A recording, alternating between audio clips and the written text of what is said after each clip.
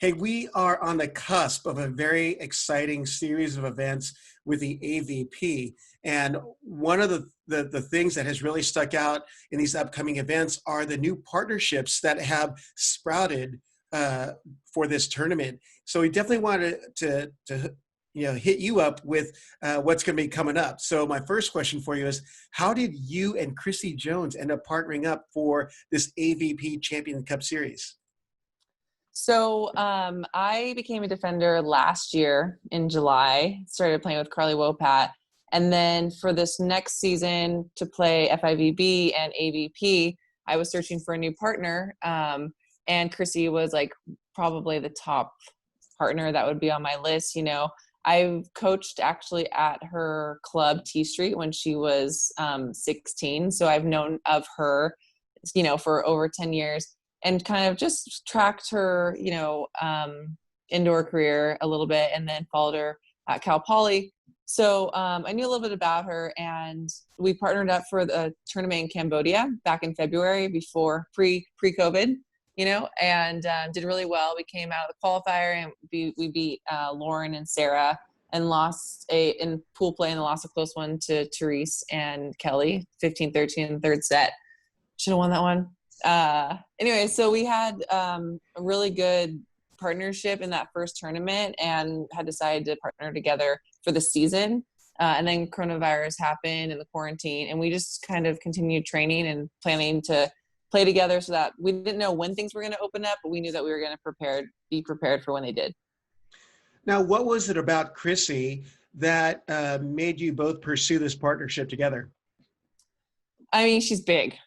She's a big blocker and a big force at the net, and she has a killer instinct. Absolutely. I love that she can hand set, because with my coach Eddie Matthews, we like to run some different plays and just kind of spice things up a little bit. So that was an added bonus. And then with the thing about Crissy is she just seemed like a really genuine person. And sometimes in the beach volleyball world, that's hard to come by. So I really value that about her. Now, you'd actually alluded to it in your previous response to me, but both of you stand at 6'2", and you'd indicated that you are now at defender status. And any chance we're going to be seeing some split action for you there at the net, or are you committed to just being a defender? Yeah, I'm pretty committed to just being a defender. The only couple times I've been blocking is when she gets stuck in the backcourt and I have to run up to the net, which is kind of fun because I'm like, oh yeah, like I'm going to get this block, but no, it's been a hard commitment because there aren't a lot of blockers. So I have had, different defenders reach out to me. Hey, will you even just practicing, will you train, be my blocker for this practice? And then I've kind of had to say no, because with, it's kind of weird for somebody my size to decide that they're going to play defense. But I knew that if I didn't have a sure mind about it, then nobody else would take me seriously about it. And I'd keep going back and forth. So I kind of just did a hard, I'm a defender, and just found some coaches that also believed in me and that were willing to to put in that work with me.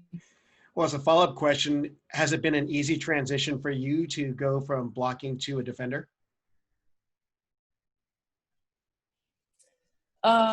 It has not. I've put in a lot of time and a lot of effort changing my game, working on my quickness and speed and balance. So it's been very difficult. I've had to be really patient, but I will say that I haven't, at one point, I've never decided maybe I should just go back to blocker, because I've always wanted to play at the highest level. And I've just felt that being a defender and playing with somebody who's bigger than me, would be something that could make for a great team at the highest level of the game.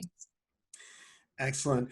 Well, my final question for you for volleyballmag.com is, how many trainings and practices have you had together since COVID has broken out and this pandemic has really changed the dynamic of athletes training together?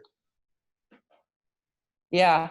So it's been a challenge, because all the courts in the South Bay were kind of taken out. And, but I was really fortunate. This family, the Epsteins, were so gracious. They've got this beautiful court in their backyard.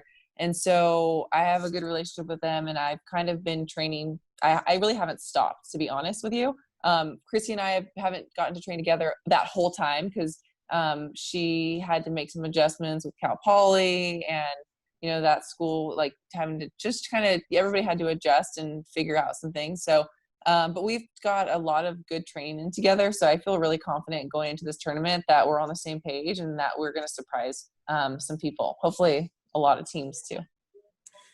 Well, it sounds like some good stuff, Traci. Looking forward to see how you and Crissy perform during the AVP Champions Cup Series. I'm on screen with Traci Callahan, AVP athlete and CUI standout, and she's here on volleyballmag.com. Thanks for taking the time today. Thanks, Rob.